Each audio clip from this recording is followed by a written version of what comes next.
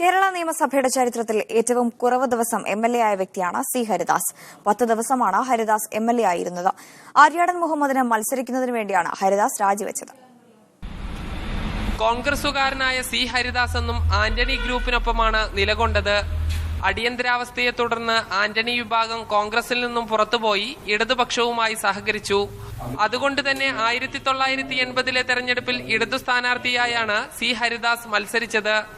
അന്ന് കോൺഗ്രസുകാരനും ഇന്നത്തെ CPM നേതാവുമായ TK ഹംസയെ നിലമ്പൂർ മണ്ഡലത്തിൽ നിന്നും പരാജയപ്പെടുത്തി നിയമസഭയിലെത്തി.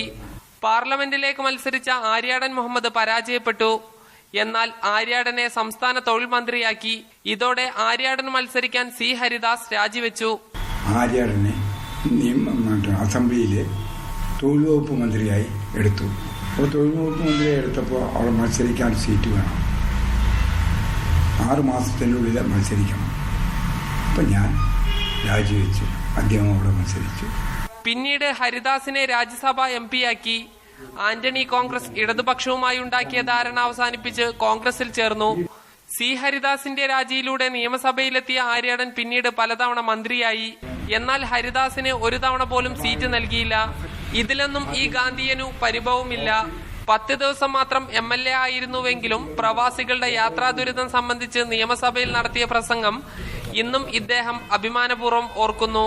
സാജിദ് അജ്മൽ, മീഡിയ 1, മലപ്പുറം.